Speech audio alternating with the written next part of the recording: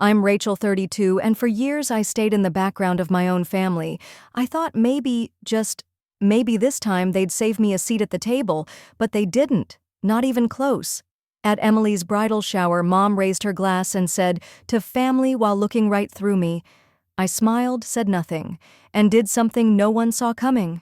They never said it outright, but silence can say louder things than words ever will. I arrived just as the sky turned that soft, golden gray of late autumn. Leaves scattered across the driveway in slow swirls, almost like the wind was rehearsing for the holidays.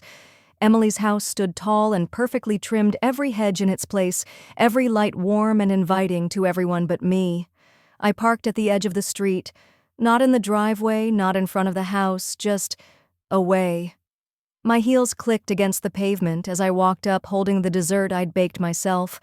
Karen always said I made the best pecan pie. She used to.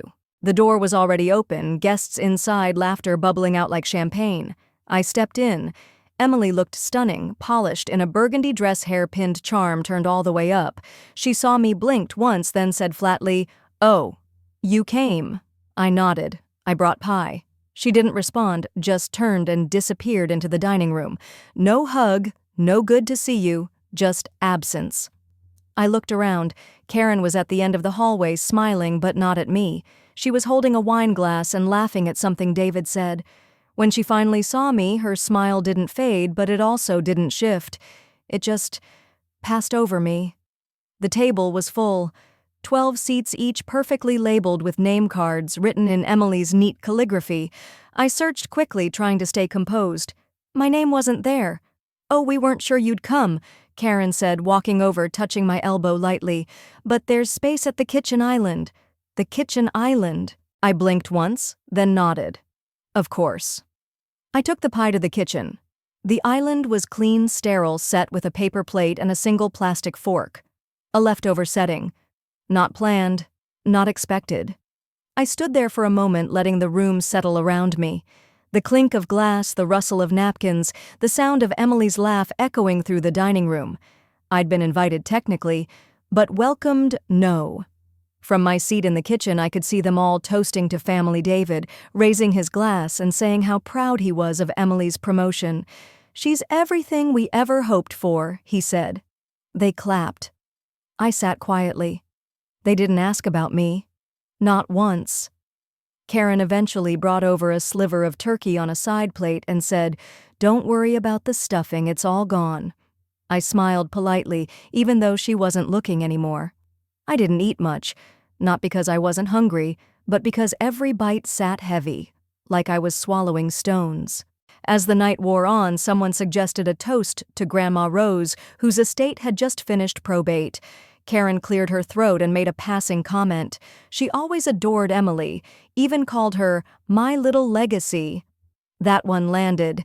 David laughed and nodded. She left things exactly the way she wanted. My grip on the fork tightened. Not once did they mention me.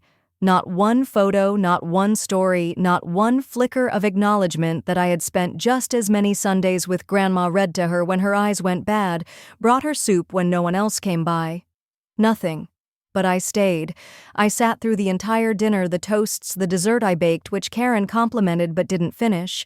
I smiled. I nodded. I offered to clean up, because sometimes when you've been erased, the only thing left to do is stand still and let them watch what they've chosen to ignore. And that night, they chose to ignore me completely. After dinner, most of the guests moved into the living room, where Emily had arranged a slideshow, a walk down memory lane, she called it. I lingered by the sink, rinsing the dessert plates even though no one asked me to. The pictures flashed one by one on the mounted TV, family holidays, beach trips, birthdays, Emily as a child with cake on her nose, Emily at prom, Emily in her graduation cap, Emily, Emily, Emily. At one point, a photo appeared of Grandma Rose in her garden, seated on a bench. I was in that photo too, kneeling beside her, holding a bouquet we'd picked together. But in the version on the screen I was cropped out. Just Rose. Alone. As if I'd never been there. Someone clapped and said, "That's such a beautiful shot of Rose." I bit the inside of my cheek and turned off the faucet. Later, while everyone was crowding around Emily in the foyer, fawning over her plans for the new consulting firm she was launching, I slipped away to the coat closet. I hadn't even taken mine off earlier. As I opened the door, I heard my name. "She's not really family anymore," David said. I froze. I don't know. Rachel's just never been a fit. You know how she is, always quiet, always on her own little planet. Karen responded softly. Well, she made her choices. Rose understood that. That's why things turned out the way they did. I didn't move. They didn't know I was still in the hallway, hidden by a corner and the shadow of the staircase. They kept speaking like I'd already gone, like I was nothing more than a brief inconvenience, a flicker of memory that didn't belong in their slideshow. She never really made anything of herself, Karen continued. Not like Emily. That's why Rose left the real assets to someone who'd carry the name forward. She knew Rachel wouldn't contest it, David said. That girl doesn't have it in her. I backed away quietly, the coat still in my hand. They weren't even angry. They were casual, comfortable in their dismissal, like it was a known fact passed down over years that I was less. I walked to the guest bathroom and locked the door, sitting on the closed lid of the toilet. My hands rested on my knees. I didn't cry. I couldn't. It was a strange kind of hollow, not sharp pain, just weight, a gravity that pulled from inside. In the mirror above the sink, I saw my reflection. Not angry, not defeated, just still, like the moment before a wave rises. I stayed in there until the laughter downstairs turned into murmurs, then quieted into the soft shuffling of guests leaving. When I emerged, the hallway was empty. My pie plate was gone from the counter, probably thrown out or forgotten. I walked into the living room. Emily was on the couch, still in her dress, scrolling on her phone. She looked up as I passed and offered a vague, tired smile. "Night," she said. "Night," I replied. I didn't say more. I left through the back door. The porch light flickered as I stepped down the wooden stairs. My car was parked just where I left it, a little away, a little outside. I sat inside for a moment, letting the engine run but going nowhere. They said I didn't belong, that I wasn't really family, but I remembered every moment I had with Grandma Rose, every Sunday visit, every recipe we shared, every story she whispered when she thought no one else would listen. I didn't need a slideshow to prove it. I just needed time, and time was exactly what they were running out of. The next morning I sat alone at a diner a few miles from home. The waitress poured coffee without asking. I must have looked like I needed it, still in the same coat hair, loosely tied, yesterday's earrings still in place. Across the booth sat an empty plate and a sugar caddy. I stirred the coffee slowly, watching the cream bloom.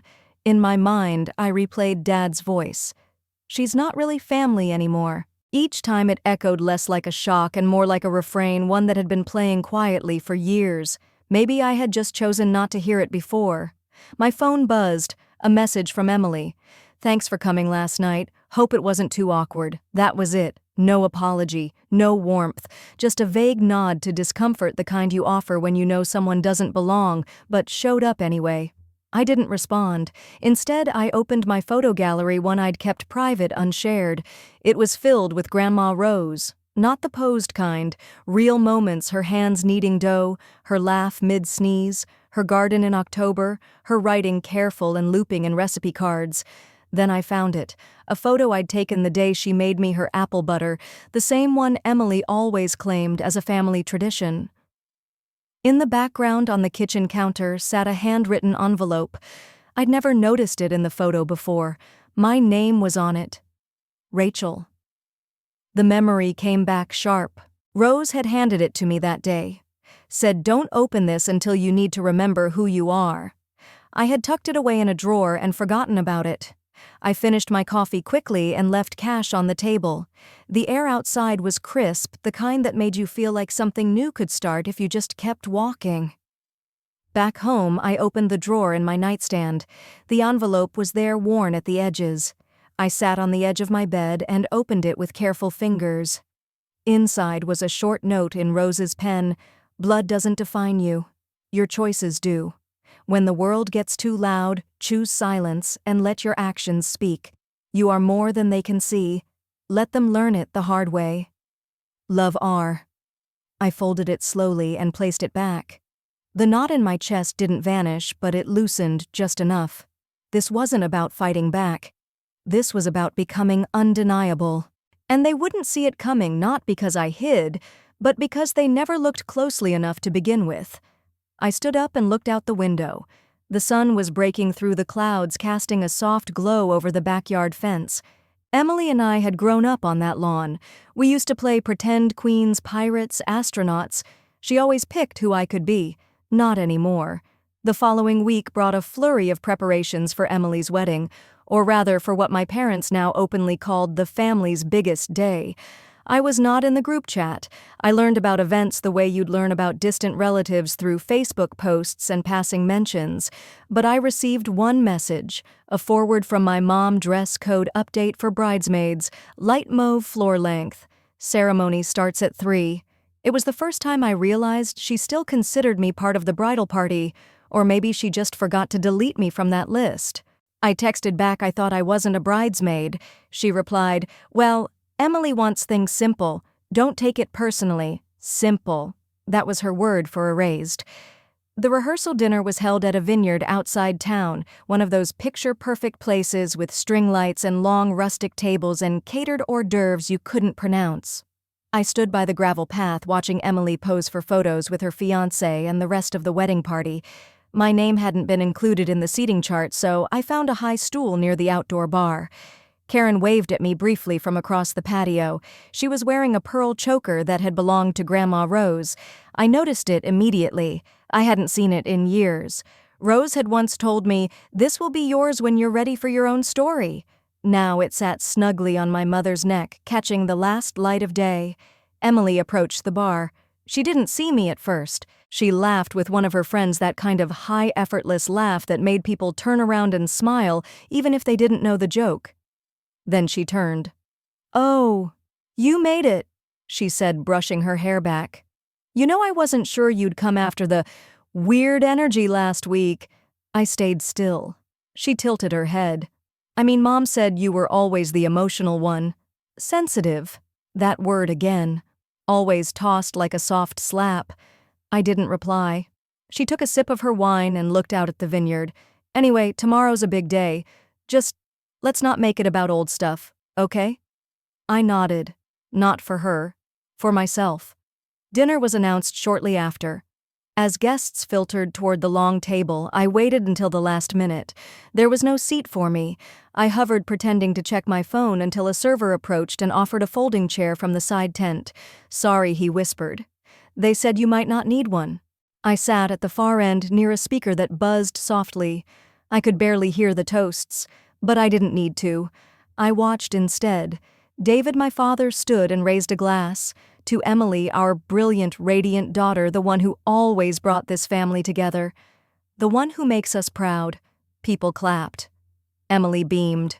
Then he added, "You've always known your place in this family." A pause. No one looked at me.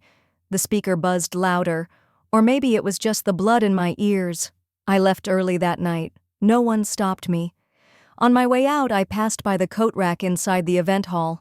Hanging there was the gift I had brought, a hand-wrapped photo album of Grandma Rose's letters scanned and restored over several weekends. No one had opened it. Back home, I sat on the couch with a bowl of cold pasta, still in the mauve dress. It was too long for me. Emily had always been taller. My phone buzzed.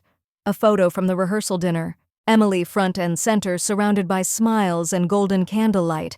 Karen had commented, "The daughter every mother dreams of." I didn't react, but I saved the photo. The morning of the wedding came with rain, just light drizzle enough to unsettle the setup crew and make the aisle tented at the last minute. I arrived 15 minutes early, walking alone across the gravel lot. The venue was grander than I remembered, all white columns and manicured hedges. At the entrance, someone from staff asked, "Are you family or guest?" It took me a second. "Family," I said. Inside, I was ushered toward the last few rows. That was fine. I didn't expect front row, but I didn't expect to find a program either. On the back cover, beneath the list of names, Bridal Party Maid of Honor, Julia Bridesmaids, Ashley Megan, Talia, Charlotte, no Rachel. I flipped the page. There was a note. This day is about love, laughter, and moving forward surrounded by the people who have always shown up. I folded the program and slipped it into my purse. The ceremony began shortly after. The music played. David escorted Emily down the aisle. She looked stunning, that kind of effortless beauty people comment on in magazines. Karen cried softly, dabbing at the corner of her eye. The vows were heartfelt. A few chuckles, a few tears. Then came the family toast. Karen stepped forward with a microphone. Before we raise our glasses, she began, I just want to say we're so proud of Emily. She's been the rock of this family through every season. When things were difficult, she stepped up. When others couldn't handle it, she led with grace. Others. I looked around. People nodded. A few turned to each other with small smiles. Karen continued, we don't always choose our path. But Emily, you've always chosen family. That did it. I stood up. Quietly. No one noticed at first. But then someone near the aisle glanced up. Then another. I made my way past knees and purses and bouquets. I exited through the side door.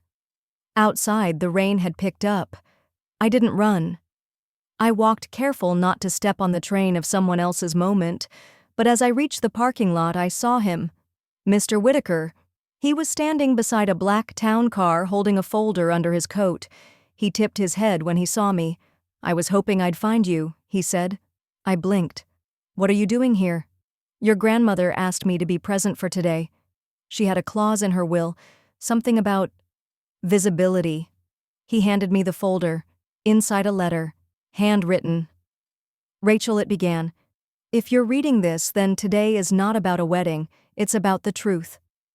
I didn't open the letter immediately. I held it against my chest like it might pulse back.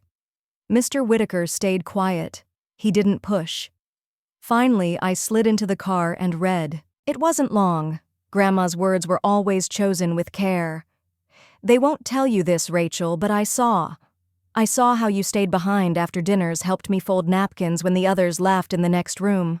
I saw how you were never bitter when they forgot your birthday, only quiet. I saw how you loved us even when we didn't deserve it. This estate is yours, not because of blood, because of presence. Tears didn't fall, but my throat closed. Mr. Whitaker handed me another envelope. This is the formal copy. You'll need to be there tomorrow. Where the reading. I've arranged to move it forward. They don't know you're attending. The next morning, I arrived 10 minutes early. A modest office tucked between a bakery and a law library. The conference room had already been prepared, pitchers of water, a tray of cookies, tissue boxes. I chose a seat near the corner, not at the table's head, but not the back either. Then they arrived. Emily, Karen, David, a few cousins. Laughter filled the room until they saw me. Emily slowed. You're here? Mr. Whitaker entered right after. He didn't greet anyone beyond a nod. He placed a small voice recorder on the table. For legal purposes. Karen leaned in. This isn't necessary, is it? No, he replied. But it's fair. He began the reading. Basic pleasantries, minor distributions, jewelry to cousins, books to the church. Then he paused. For the primary estate, including the property, liquid assets, and trust fund, it is stated, to Rachel not because she asked, but because she stayed. Silence. Emily's mouth opened slightly. No words came. David shifted in his chair. Karen stared at the table. Mr. Whitaker looked up. Any questions? None. I stood, folded the letter, and slipped it back into my coat.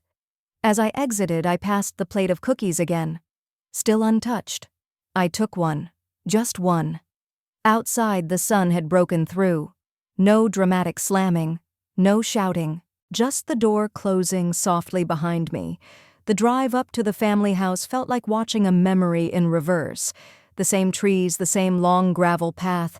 But this time I wasn't arriving with a gift or an apology tucked under my arm. I came with a key. It had been 2 weeks since the will reading. I hadn't spoken to anyone in the family since. No one called, not even Emily, not even to argue. The silence was telling and in some ways merciful. I had sent a formal letter through Mr. Whitaker's office. The house as stated in the will was now mine. I'd be arriving today to take possession. That was it. No threats, no explanations, just presence. As I pulled into the driveway, I noticed 2 cars already there, Emily's black SUV and David's old silver sedan. They were inside. Of course they were. I parked without rushing. The sun was out, but there was a cold stillness in the air, that strange quiet before a season fully turns. When I opened the front door, I didn't expect the conversation to stop mid-sentence, but it did. Karen was in the living room, standing near the fireplace holding a photo frame. Emily sat on the couch, knees pulled up. David stood by the window, arms crossed. All eyes turned to me. I didn't flinch. Karen was the first to speak. "You should have told us." "I did," I said, calmly. "Through the lawyer." Emily stood. "But you knew what this would do to us." I stepped further into the room, the floor creaking beneath my boots. I knew what was already done to me. There, it was not a scream, not a plea, just a truth placed on the table. David moved to speak, but Mr. Whitaker appeared in the doorway behind me. He held a folder. "Here are the papers as promised. Rachel, would you like to sign?" Now I nodded. We sat at the dining table, the same table where I used to sit at the edge, always waiting to be invited in. The papers were straightforward. No surprises. As I signed, Emily hovered near the staircase. "Grandma never said anything," she muttered. "She didn't need to," I said. She watched. Karen blinked fast, her voice tight. "You're not doing this to hurt us, are you?" I looked at her, not coldly, not kindly, just directly. "No. I'm doing this because she trusted me with something, and I won't apologize for honoring it." Mr. Whitaker gathered the documents. "That concludes everything on record." Emily laughed under her breath, a sharp, bitter sound. "I hope you're happy now." I didn't respond. Instead, I stood up, walked over to the fireplace, and adjusted the crooked photo frame Karen had been holding. Straightened it. Nothing more. Then I turned to Mr. Whitaker. "Let's begin with the guest room. That should be the first to pack." He nodded. I didn't look back as we walked upstairs. Behind me, the silence stayed heavy, but it didn't follow me anymore. We started upstairs in what used to be my room, the guest room as they called it after I moved out. The walls still had faint outlines where posters once hung. The curtains were freshly laundered. Someone had tidied it recently, almost like they'd hoped I wouldn't notice the past had been wiped clean. Mr. Whitaker set his briefcase on the dresser and began going through the inventory. I opened the closet. Empty. "They boxed everything up months ago," he said quietly. "Stored it in the attic." "Of course they did." "I'll take care of it later," I replied. My voice was even. I wasn't here to argue about hangers and missing books. Downstairs, I could hear low murmurs. Emily's voice was rising, something about fairness, how Grandma had lost her mind in her final days. I let her words float. They didn't touch me anymore. Mr. Whitaker paused, his expression careful. "You don't have to do this alone." "I know. But I needed to." We moved to the next room, the master bedroom. Karen's perfume still lingered faintly. The jewelry box on her vanity was open. Half the drawers were empty. "They started packing early," I said, mostly to myself. He glanced at me. "You expected them to wait?" "No," I said, touching the edge of the bedspread. "I expected exactly this." Footsteps thundered up the stairs. The door swung open. Emily stood there, fists clenched, red-eyed but dry-faced. "She never loved you more," she said. I didn't move. She just pitied you. That was the jab, the one meant to cut. I turned not to argue but to look her in the eye. "She saw me," I said. "That was enough." "You're so smug now," she snapped. "You think having a house means you won?" "No," I answered. "I think not needing to win anymore means I've healed." Emily shook her head and stormed off.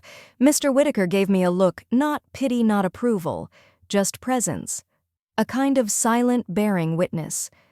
That afternoon I walked the perimeter of the house. The garden had overgrown slightly. The roses Grandma loved were wild but still blooming. I bent down, pulled a weed from between the bricks, and smiled faintly. Out front, David approached slowly, hands in his pockets. She was always fond of this place, he said, his tone uncertain. She trusted it with me. He looked away. Your mother's upset, I know. She thought it would go to Emily. She always does. He didn't argue that.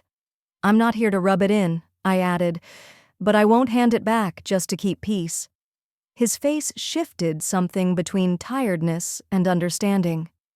You turned out more like her than I expected. That's the first time you've said that. I know. We stood in silence for a moment. Then he offered something small. Let me help you with the boxes. I nodded once. That evening, as the sun dipped low, casting gold across the kitchen tiles, I sat at the table alone. Same spot as always, far end near the window. Except this time there were no whispers about me, no sidelong glances, just quiet, and the kind that didn't feel cold. I took out the letter Grandma had written, the one Mr. Whitaker gave me after the will was read. It wasn't long. Just a few lines in her steady looping cursive. I saw you even when they didn't. This is yours not to prove anything, but because I always knew you'd carry it with dignity. I folded the letter and slid it back into its envelope. From the front hallway, I heard the sound of a door closing softly. Not slammed, just closed, and that made all the difference. The following weekend, I returned to the house, my house now, with a quiet purpose. Not to celebrate, not to decorate, but to clear it with care. Not just of their things, but of the weight they'd left behind. I opened the attic. Dust rose like breath held too long. There were boxes marked with years and names. Some had Rachel scribbled hastily across them, old notebooks, faded photo albums, childhood ornaments, things they tucked away like I was a season to be forgotten. I pulled one box down. Inside was a framed drawing I did in second grade, Grandma watering the roses, me standing beside her with a tiny shovel and an oversized sun hat. She kept it. I held it close, not out of sadness, but gratitude. Some people see you in quiet ways, and that's the kind that lasts. Later, I heard a car door slam. I didn't have to look out the window to know it was Karen. She didn't knock. She stepped right in. Just came for my earrings, she said flatly. I nodded toward the small velvet box already placed on the entry table. She walked over, picked it up without meeting my eye. She turned to leave, then paused. She shouldn't have given it to you. I didn't respond. She was confused at the end. I met her gaze, calm. No, she was clearer than she'd ever been. Karen's jaw tightened. She wasn't used to silence holding power. She waited for me to blink, to flinch, to fold. I didn't. She was my mother, she said sharply, almost like a last card being thrown. She was my grandmother, I answered, and she gave this to me without apology. Karen looked around. The emptiness of the room seemed to echo her place in it now. She broke this family, she muttered. No, I replied gently. This family broke itself long before me. And then for the first time, Karen had no reply. She simply left. Outside, Emily waited in the car. She didn't get out. But as the engine roared and the tires rolled away, I saw her face tight, unreadable, but no longer victorious. The days that followed were full of small closures. Mr. Whitaker finished the transition. The title was signed. The keys were officially mine. But the most important closure wasn't legal, it was emotional. I stood in the dining room on a quiet morning, coffee in hand, and looked at the table where they once laughed without me. Now it was still, peaceful. I didn't need a party. I didn't need an apology. I just needed this moment. Before I left that day, I placed a single framed photo on the mantel, Grandma in the garden, sunlight in her hair, that knowing look in her eye. Below it, I added a small plaque. She saw me. As I closed the door behind me, the click echoed through the house, not like an ending, but like a breath finally exhaled. No one had to clap. No one had to say sorry. But now they all knew. Sometimes the loudest thing you can do is stay standing. No raised voice, no pointed finger, just presence. Let them talk. Let them stare. Eventually, they'll remember what they tried to forget, that you were there all along, and this time they can't look away.